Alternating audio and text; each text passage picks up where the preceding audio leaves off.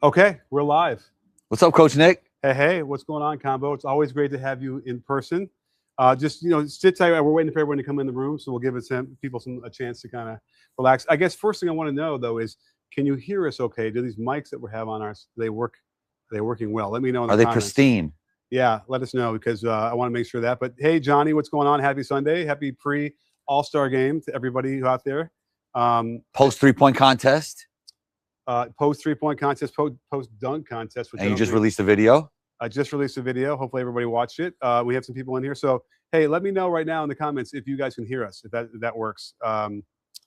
And you can see us. So the weird thing is, I've been on Instagram, obviously, and I've seen nothing about the slam dunk contest. Not one thing. That's weird. Well, all I can tell you is I saw the Jackson Hayes attempt from the free throw line, which is not even close to the free throw line.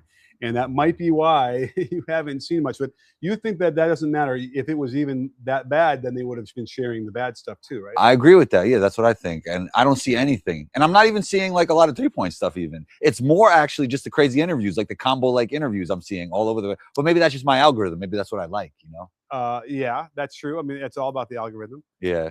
So I don't know. I don't know what the deal is with why it was a weird time. The 3-point contest started at 2 p.m. our time, which is I guess 5 p.m. Eastern, but still really early. The dunk contest was right after that, and so I don't know. I mean, I have to be honest. I didn't watch it. Did you? No. I was out in LA.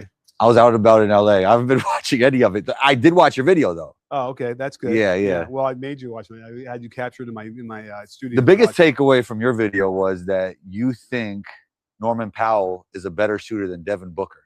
Let's argue that a little bit. So here's the interesting question we have about shooting is that if you consistently shoot a higher percentage from 3-point land, for instance, doesn't that mean you're a better shooter than the other person? I don't know, because I feel that Devin Booker was on that trajectory to be one of the greatest shooters in NBA history at one point. And now we're saying that he's a below average shooter. It sounds kind of crazy. Well, you like that term scorer. Yeah, by the way, Moses is commenting on here on our show. Well, Norman Powell is a scorer, and I feel like Devin Booker is also a scorer, but he's more of the shooting mold. Okay, so you've used that scorer, term before, which usually means like not a great shooter, but it's going to get buckets in the variety. I wouldn't say necessarily that. I say their game is more predicated on balanced scoring. I think a shooter's game it starts with shooting for them. Like Duncan Robinson is a shooter, and I feel like Devin Booker is more of a shooter than Norman Powell. Norman Powell is more of a bucket getter. Well, but that's also a little bit of an old term now because Duncan Robinson gets to run pick and roll. Yeah. He gets to handle the ball. But at the end of the day, his game is predicated on shooting the basketball. I mean, it is. He's attacking closeouts on most of those, because of his gravity to shoot, Yeah, I mean, all that's true. And that's why it's like as a shooter now, it must be much more exciting because you are allowed to do a lot more. 100%. JJ Redick was forbidden from dribbling the ball. Kind of rightfully so, because after 2 dribbles, it was a turnover. But he probably would have worked on it maybe more and gotten better at ball handling like we see some of these shooters now. So that's rapidly changing. I don't know if we're going to have too much of that where it's going to be, just a Steve Kerr style shooter anymore, right? They're going to have more varied skills. So that's what's interesting now. But the bottom line is we're talking about Norman Powell versus like a Devin Booker. So Booker's jump shot form is prettier, right? It looks better. But he's shooting 31% from 3 this year. I guess he was in the contest because he's been in the contest before, had a great shot at winning it. And they need names, but in reality, if you're shooting 31% from 3, you shouldn't be in the 3-point contest, should you? So fact or fiction, Devin Booker is a good shooter. It's kind of fiction. Why so? A lot of it probably has to do with like shot selection. He takes a lot of difficult shots. If he just takes, but by the way, on wide open shots, according to the NBA stats, which we have to figure may or may not be completely accurate, but he's shooting like 30% on wide open shots. Why is that? Again, if you're a great shooter, then you should be at least 40% on wide open shots, as all the other contestants are. Maybe he's shooting a lot off the dribble, and he's not in rhythm when some people actually do get the rhythm from getting it off the dribble. I've seen players like that. I actually was wondering, maybe take the ball off the rack, dribble it, and then shoot it. Like maybe that could be. Well, then you won't get to every shot. Right, because Norman Powell, by the way, embarrassingly did not finish one of the round in the first round. He did not get all the shots off. That would be probably worth. I didn't even like analyze why, but like obviously he held the follow through, he did whatever. It took too long, but and I've often said they should just have a passer. But you don't think that you should have a human passer doing that? No, because then I feel like it should be a team sport at that time, and it's not really just a shooter sport where we know everything's equal. You know what I mean? But we have guys like in the dunk contest, the teammate will come and help them and do an. But that's more of a creative contest, and I feel like this is more of a mechanical contest, if that makes sense. I mean, I would say like have a teammate of theirs do it, so you know they're giving them as perfect passes they can, right? No one's trying to screw them up. So does the passer get part of the title? No, they're not doing anything. They are doing something. Every pass is different. I mean, I guess, but that's all the easy work, making the pass. But by the way, if you want to give them like get in the picture with them, okay, great. Yeah. I feel like it's a lot harder to shoot off a rack than catch and shoot. I'll tell you that. Yeah, you know, have you ever done it? Yes, and I don't like it. I feel like maybe in high school we did some version of that. I can't remember. It's been so long. But what we did do in the video, which I think was really interesting, was start to chart what difference was between getting it off the left side versus the right side. And it's a different thing. Just like catching the ball from the left side is different from the right side, right? And so if you're not focused on that and aware of how that affects like your footwork. So in the video, if you go watch it, it's really fascinating. Bobby Portis did left side rack the entire time. And I'm not even sure that he was like focused on that or was a thing. But what it did was it made him go have the right foot anchored on the floor, and then the left foot was stepping and planting and then shooting, which is kind of opposite of what a traditional left-right would be for a righty. And he had the worst score in the first half, in the first round. Yeah. We're here in LA. You know what I wanted to talk to you about, Coach Nick? Okay, what? Who's the greatest Laker ever? The greatest Laker ever. The person that comes to mind for me is Magic Johnson. Yeah. I can't tell you specifically why. It's just like that's the person. Yeah. Well, the funny thing about like LeBron is he didn't start his career here. And obviously they've embraced him, and he is like, the face of the franchise. Well, he's the best player to wear a Laker jersey, but no way you could call him the greatest Laker. Okay, that's interesting. Right. Yeah. I mean, listen, because you've had so many other guys who came before him, like Jerry West and Magic, Elgin Baylor, Wilt Chamberlain. Wilt didn't win enough to become the greatest Laker, but he's definitely the greatest players to wear a Lakers jersey, just like LeBron. He got one, like LeBron has won. I think most people would say Kobe, though. Kobe was probably the most embraced of them all. But that said, I don't know if he's been embraced as much as Magic. He's not embraced as much as Magic or Kobe. Not even close, I think, by Laker fans. But Magic might eclipse Kobe. That's an interesting take. I don't think so. I think for me and you, yes. I don't think for the masses. Okay. Yeah. An age thing? Maybe. Okay. Yeah. Because I don't know. I mean, Magic, Showtime, they won 4 titles. 4. Let's see, 80. Also, Magic won one at 19. Yeah. Finals MVP. Kobe wasn't even getting as much playing time as some people might think he was back then. And in the unfortunate thing that happened with him and his death, like it changes the narrative as well, right? I mean, that's a spicy take, but it's have you been driving around LA? You'll see there's all sorts of murals up of Kobe, right? 100%. You don't see that with Magic, but primarily because him and his daughter, like it was the tragedy. So that kind of is an interesting thing. Magic's still around. So, but I'm just thinking that certainly, like at the height of Magic's powers, it's hard to picture that did Kobe ever eclipse that, because Kobe also had to balance that with Shaq. Now that said, Magic had Kareem, but Kareem was already kind of on the back half of his career too, and Shaq was in his prime. So it's an interesting question. Well, the 2 most defining titles for Kobe were the ones without Shaq, obviously.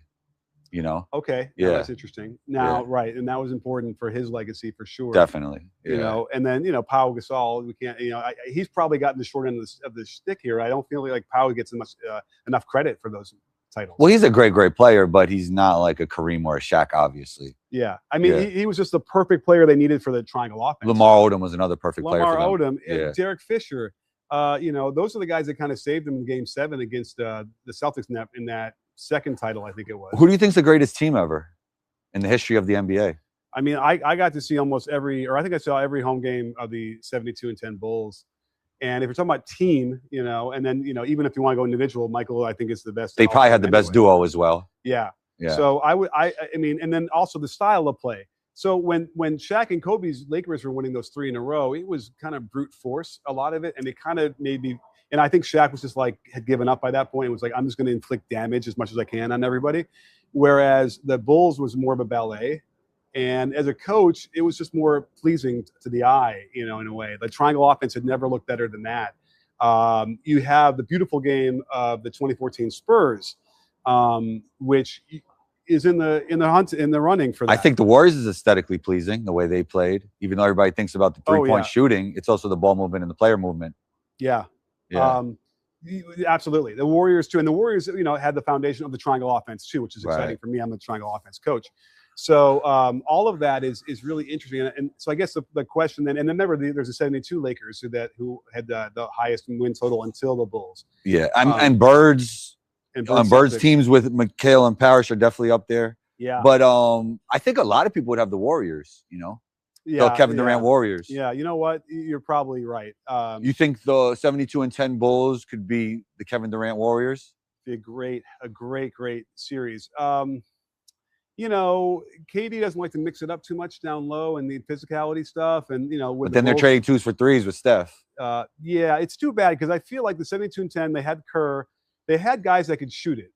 Well, the evolution of the game, it depends on what are we doing. Like we're putting them in some kind of time machine, and they're learning now from what other people done. Right. Well, because it would just probably be a matter of just encouraging them to shoot more threes. That's pretty much all it would be. Because again, they all could do it. Michael Jordan could do it. Scotty. Well, he did it against Portland, right? The shrug. Yeah, exactly. So it was a little flat, that 3 though. That 3 was a little flat. Yeah, but flat isn't necessarily too that bad. But he kind of shot the 3 like a mid-range a little bit. Well, Scotty became a great mid-range shooter, and back then mid-range was like 21 feet. Like it was a long 2. I don't think it would be a big deal for him to. By the way, Jaylen Brown's doing it this year though, the long 2, and he's shooting it very efficiently. And Jaylen Brown seems to want everyone to know about it too. Jaylen Brown's better than Jason Tatum, right? Okay, so Jaylen Brown's been posting these comparisons from last year to this year, and how it's virtually the same. The team concept in terms of offensive rating, defensive rating, wins without Tatum and with him. Oh, you think he's trying to show that to people? He is. Why else would he be doing that? How do you think Tatum would feel about that? I don't know. We'll find out what good friends they are. But I'm telling you right now, that's got to be what they're saying. That's what the point of it is, right? I don't know. I haven't seen it specifically, so I'd have to look at it to get the vibe of it. But I see what you're saying. Yeah, I mean, picture a post that has the both side by side, the offensive rating, whatever. And so he's saying he's the difference maker. Well, I think he's saying that. I think he's trying to make the argument he's an MVP candidate, which he is. And I think he's making the argument that, it's got to be, it's loud that, it's not Tatum. Tatum is not there, and they haven't really missed a beat. And you could argue that in the beginning of the year, I got to check the records. I can't remember exactly, but I feel like they might have struggled a little bit in the beginning of the year. Yeah. And which would be natural when you take away a starter, a star player like that. And that they kind of got their footing after about 10 games. Now I bet you that whatever the record is just as good as it was. What do you think? I think Jaylen Brown's better than Jason Tatum personally. Why? Because I feel like that Jason Tatum's game is very predicated on ISO score, and I think Jaylen Brown's game is more balanced. And if I was playing basketball, I'd rather play with Jaylen Brown than Jason Tatum any day of the week. And then on top of that, I feel like Jaylen Brown could break the game wide open in transition in ways that Jason Tatum can't. I think he's a little bit less schemable. But I mean, Jason Tatum's great too. I just think Jaylen Brown is better. And I think he's even a better two-way player in a lot of ways. There's the whole thing with the Olympics and Team USA where Tatum was benched, was getting. Well, Jaylen Brown wasn't even accepted on the team. Yeah. And remember, I think Brown had a big stink about that too, where he thought it was the shoe contract he had signed or something like that, right? I can't remember now. Well, don't you think it's reasonable for him to think that it's something off the court? Yeah. Well, I mean, right, because they were both kind of coming off the championship, right? Whenever that year was or whatever. So you could think that they're equal. Jaylen Brown got the MVP, right? The Finals MVP of that year, if I'm not mistaken, of that one. But Tatum had already played on the Team USA. I think that was part of it too, right? So he had already been established. He'd already won a gold medal. It'd be crazy if Tatum comes back and they flip the Batman Robin role and they still win a championship. That would be a crazy story. Yeah. I mean, we'll see what they can do this year. That's legendary. That's legendary if they could do that. Well, they're talking about him coming back this year still. Yeah. Right? Well, I think he will. Really? You think he's going to do it? Yeah. I mean, he's already playing with the G League guys. what they actually do is bring the G League to him. He doesn't go to the G League, which is kind of interesting. Wait, is that right? Yeah, Okay, they go see him. interesting. Yeah, to practice. So I think your take would be like there'd be no reason at all to be doing even that much if he didn't intend to come back this year. 100%. I think obviously they don't want to put it out to the public, so there's pressure on Tatum. Yeah, I think they're hiding that part of it, but I think they're all in agreement that he's coming back this year. That's what I think. I don't have any inside information. I mean, I just can't believe no one's come back that fast, right? I mean, and that would be. I mean, I don't know. I hope they know. Well, if they everything. if he feels good and they feel like they have a chance to win this year, I mean, they got Vucevic for a reason. They needed a big to win. Yeah, and he's been looking really good. Yeah. I mean, he's a great player. I mean, he's a great player, but he hasn't been able to lead to winning on his own, at least, you know. Fair. I mean, he was an all-star level player with Orlando. The Bulls weren't good, but they were actually good for a little bit when Lonzo was there. Yes, we'll all remember that. We'll all have Yeah. Paris. Everybody looks back in Chicago on that 20-game segment with fondness. You know who might be the most underrated player ever? Speaking of that Bulls team, Who? DeMar DeRozan. Interesting. Another guy who can well, I guess he won. So, you know, I was going to say another guy who kind of does his work, and the teams don't do that great generally. Also, he's an aging star. We're seeing that with all the aging stars, like Kevin Durant, LeBron, Steph. They could all get their stats, but they don't really impact winning quite like the past. It's the same with him. I mean, when he was at his best, he was impacting winning for sure. DeMar DeRozan? Well, yeah. But okay, like to a point, right? Like they couldn't get past the LeBron team. Yeah, I mean, LeBron's LeBron. I mean, LeBron's right. And by the way, Michael did the same thing to Barkley and yeah, Carmelo. exactly. So okay, that's interesting. And then yeah, I mean, he's okay. He's okay. Just I mean, his impact overall, I thought was, he's a good scorer. I would say great scorer. I mean, he's on the top 20 already list. Oh, for all time? Yeah. Okay. Yeah. Okay. Great scorer. Great scorer. Yeah. All right. Yeah. And it's a good player, good locker room guy, just a guy who's loves the game. You could tell that guy loves the game. Yeah. Yeah. And he does the one-footed step through, which is my favorite. And he knows. He might even be watching our stuff.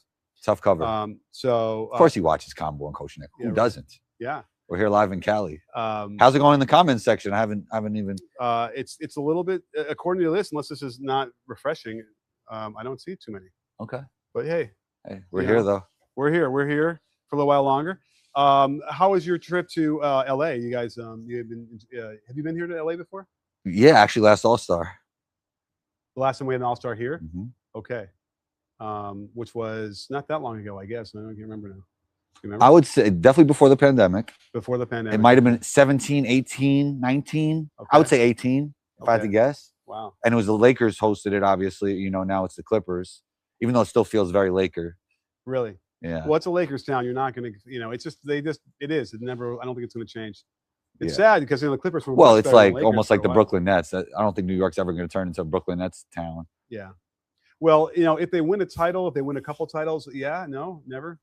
If the Brooklyn Nets win a title, I still think it's a Knicks town. There's just too much tradition there. There's too many loyal Knicks fans, that aren't going to switch. Yeah, I mean, it would take a generation, I suppose. You would get bandwagon national fans, I think, for the Nets, right? If they won a championship, you get some of that, I think. But I don't think New York would shift to the Nets. They'd have to do it for years and years. Yeah. Right. I mean, and we saw that with the Clippers for years and years were much better than the Lakers. And they could not break that ice and get that past that. But that said, they didn't win a title either. So, and CP3 retired. He did. Saw him last night, actually. Oh yeah, playing spades. Playing spades at a party. Yeah, that seems a little antisocial. No, that was just for the party. Oh, the party was playing. Yeah. Interesting. Did you play? No. I don't even know how to play. I don't know how to play. Yeah. I don't know. I play hearts, but I imagine it's probably the same. Oh, okay. But I don't know. Anyhow, okay. How do you look?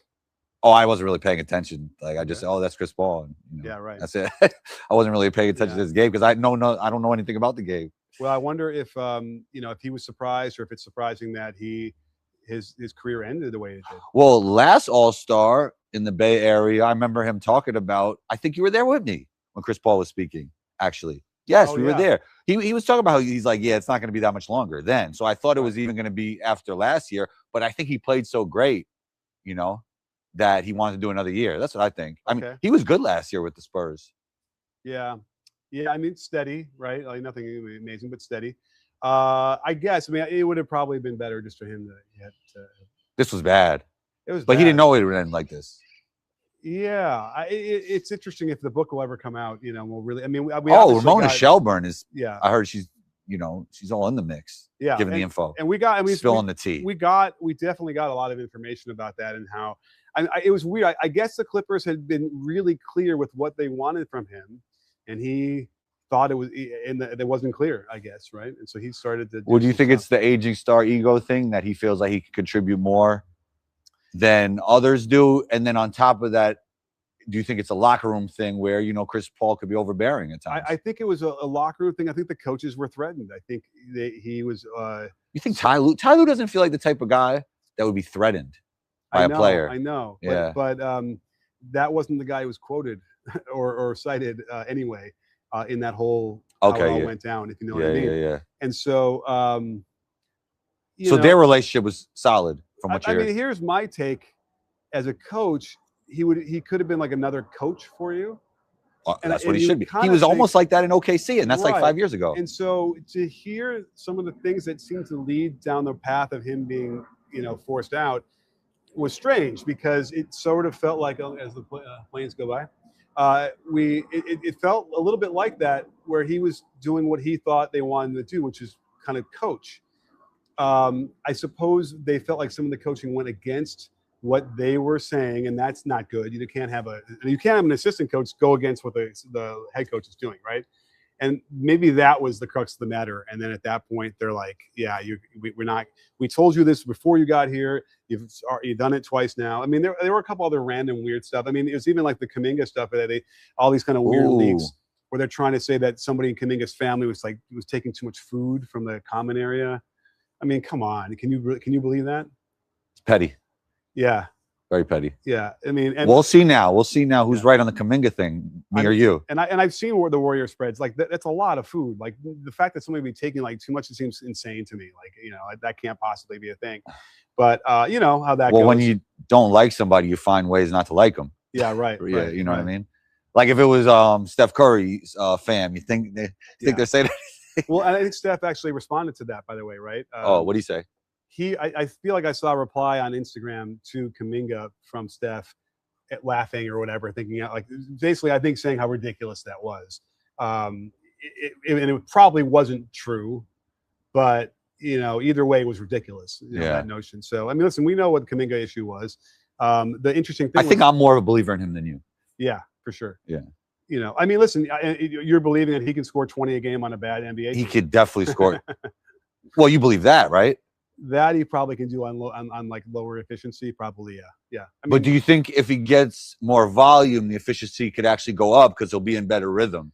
Maybe. And here's the thing: he did, with some degree of sample size, show that he could do that. In the bigger picture, those star shots he kept taking just didn't make enough of them. And I truly believe the Warriors would have accepted it had he made more of those like non-rim twos, in the paint but non-rim shots. Where he's like, I mean, he has contributed to winning basketball in the past. Long stretches of 20-point games, back-to-back 30-point games. Yeah. I mean, and then the athleticism is at an all-time high, elite.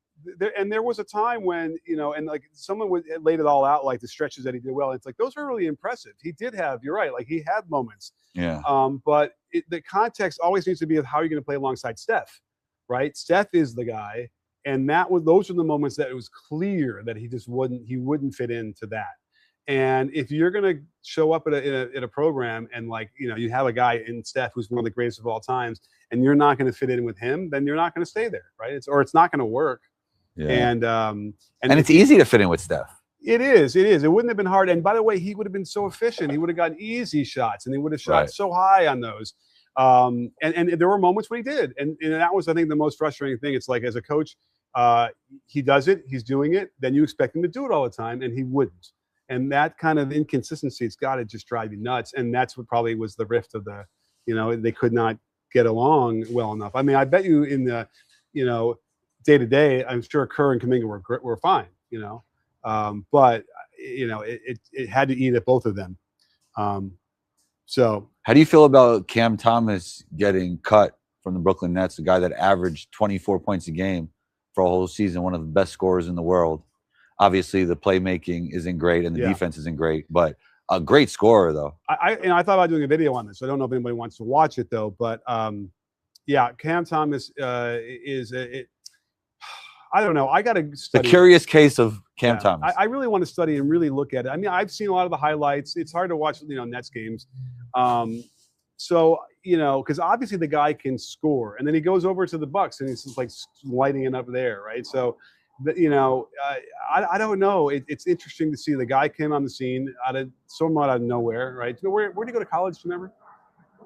Gosh, I don't know the spot, but and he certainly deserves a place in the league, right? I mean, I think that's enough. And who knows? Maybe it was the Nets. Maybe it was he didn't handle losing well and didn't want to be in that environment, and that just caused a rift there. Well, he had some injuries this year, and then I feel like he probably felt he was underpaid. I mean, he's making $6 million a year, a guy who scores like that and did it for a season. I mean, the way people are getting paid now, I would feel that way too if I was Cam Thomas. Right. But then you're obligated to, you have a contract, you got to play, and that's what you got to do. Oh, 100%. I agree with that part. I agree with that. I mean, you signed it, right? Yeah. Yeah, I agree with that I mean, part, and then you got to trust that they'll make you'll make it back later and they'll be rewarded. So, that's not a great thing, right? If you're gonna kind of give half-assed effort because you feel like you're not being paid enough, that's not great. But we'll see. I'm anxious to see what he does in Milwaukee and see how that works, because Milwaukee's an interesting whole thing. And we have a super chat. Wow, thanks. Let's get to this. And by the way, the game has started. Oh, I don't even know. That's how bad this has been. We weren't even realizing when the game was up. But let's do this on our first super chat. If you have any questions you want us to answer, super chat's the way to go on YouTube. This is Module Cell. Thank you so much, Module. It's great to have you on the show. Shout out from the Bay Area, or otherwise known as the Yay area. Taking the T-shirt weather in Cali combo while the rest of the U.S. is in down jackets. How cold is it in New York right now when you left? 30 is a good day. 30 is a good day, right? Well, we got you decent weather. We got to 70, right? I'm very appreciative, Coach Nick. It's been great here. It's a little chilly right now. People are just happier here. Really? You think so? I love New York. Like, I'm a New York guy. I'm going to live there forever. Yeah. That's going to be home base. But people are just happier here, I feel like, just from being here a little bit. But a lot of that is because of the weather. Oh, no question. I love walking around New York City. I love walking around. Oh, yeah. But no one's going to look you in the eye. No one's going to smile. It's different. Or say hello. Forget about it. It's definitely different. Yeah, so that's different for sure. And here it's a little bit different on that end. It's 63. It's not perfect, but it's it's nice out, and we had a beautiful day earlier. So so we're hanging in there. Someone tell us about the All-Star game. I think someone said the All-Star game is good.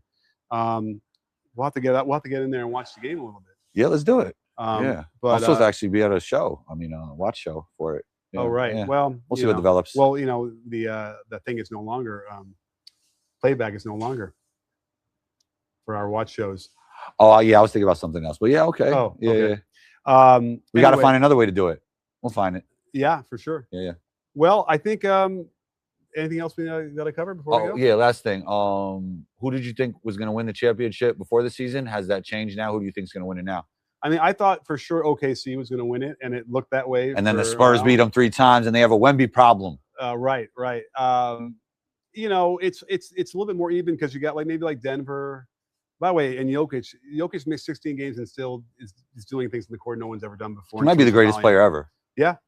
And so you got to look at Denver, but I probably would still favor OKC, and the only sense would be that it's so hard to repeat, right? That might end up being the one thing that. So you got OKC or the field? I'll take OKC still. Wow, a lot of people are saying the Knicks are the best team in basketball right now. Knicks agenda going on here. I don't know. No, Wendy talked about it on that he's talking to this guy and that guy, and he's saying, "You think Cat can be the anchor of a team that's going to go win a title?" That's my biggest issue. So. I don't know if you could be good enough defensively with Brunson and Cat as your 2 best players to win a championship. I hear you. I've been saying that. I mean, I agree with you there. I can't debate you there. Yeah, I think also the emotional stability is not necessarily there with Cat, and that's that could tell me more. Weird. Just things bother him so much, and it becomes a distraction. I think sometimes to him, and then maybe the others. And so the Lakers are a disaster. It feels that way. Yeah, I mean the record's still decent. Yeah, I guess is that just more like the media attention of them and people Yeah. trying to like find ways to say it's a disaster more than it really being a disaster? Well, and they also have a disaster of a schedule right now. If I'm not mistaken, they have a gauntlet, but they had an easy schedule to begin with, so that's what gave them the good record. Luka is out, right? Or Luka wasn't playing. I know with Reeves was playing, so all those things contribute to that. So they're going to be fine. They're going to be good. I would expect them to be competitive with those guys. So Okay. you have to be careful about that. But yeah, like how far do you think they're getting in the playoffs? Not far. Second round?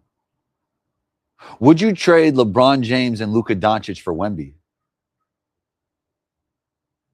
That's interesting because LeBron at this point, you trade him because you want to get something back from him because he's pretty much in the last legs. But Luka, so then it's like Luka versus Wemby, and then is Wemby going to be that much better than Luka? Maybe. The only thing, Wemby's definitely going to be a better two-way player than Luka, obviously, but Luka's like an offense in itself. Yeah. And Wemby's not that yet, you know? Right. But Wemby can pass. He can throw Well, I those mean, passes too. I mean, Wemby makes the game look silly at Yeah. times. So Like I don't know if he you makes can, it look like he's playing against little kids sometimes. Yeah. Yeah. I don't know if you can do both LeBron and Luka, but I might trade Luka for Wemby and something around that. So you would you do the trade if you were the Lakers? I mean, I just think. Well, okay, I guess if you did Luka or if you did LeBron and Luka for Wemby and like somebody No. else really good, That's the question for Wemby. just Wemby. Yeah. So I think that's probably a little bit unbalanced. You'd have to get someone back as like a starter. Harrison Barnes. I don't know. Yeah, because it wouldn't leave them with a lot, right? Yeah, I mean, I just think in terms of the balance, it's like it's a little bit too much. So you would not do it if you were the Lakers. Probably not straight up there, but I would probably really consider it if it was just one other guy back from the Spurs. One other guy. Well, guys back. I'm not talking about the other good guys. For Harper, it's a no-brainer. Yeah, right. Right. Even if it was Harper, but if it was like Harrison Barnes, I think I would do it. Harrison, but he's almost like in the LeBron situation. How many more years is he giving you too? Right. Yeah. Right. But he's okay. He's good. He's a starter. Yeah. What is happening back here? Oh, I don't know. Why is my neighbor like doing gardening? Yeah. Anything you want to ask me before we get out of here? I don't know. So you like LA? Anything LA centric? I love LA. What about the food? Anything about the food you like? I haven't had a lot of like interesting foods because I've been like at events. So we might have to introduce you to the pastrami. Oh. What's the best place? What's the best salad over here? That's what I want. I want a nice salad. The best salad. I go to a place called Mixed where they make it for you right in front. Let's Let's do that. Well, they're not open on Sundays, unfortunately. Well, but figure out some. I'm sure there's a nice place to get salads, and that's what I want right now. You want a salad? I don't know if I can help you with that. Okay. He only pastrami. Yeah, right. All right, let's do pastrami. Well, what do you say? Let's get anyway. We'll check out the game. Let's see what's going on. But it's always great to have you in person and hang out with you. And I hope that you had a fruitful visit and everything was. It was amazing. Everything your heart desired. It was amazing. It was amazing. I think so. Yeah. Okay. Good. Yeah. You're hustling. I can tell you that. I'm outside, Coach Nick. That's right. That's all that matters right now, right? All right. Outside in February. Yeah. You could be hooping outside in February right now. We got the court right here. That's right. All right. Me and Coach Nick are going one-on-one. Oh, I can't. I got. No, we can't do it. We're going one-on-one live in 1 hour. No, we're just joking. This is not Frigga. What's the guy's name? Yeah, Frigga. Yeah, I've had pods with him. Yeah, shouts to him. Yeah. Can you beat him in one-on-one? I would. Well, in my prime, I think for sure. Okay. Now I think yes too. How about that? Yeah. All right, great. I'm never gonna take anybody over me. Come on, Coach Nick. All right. Yeah. Well, now I gotta realize I gotta get up and turn this off because. Oh, actually, no, I can do it from here. All right. Well, anyway, awesome stuff. Great to have you. Yes, sir. And don't forget, sports fans, at B-Ball Breakdown. We're not a channel. We're a conversation. You in? Are you in, Combo? Yes, sir.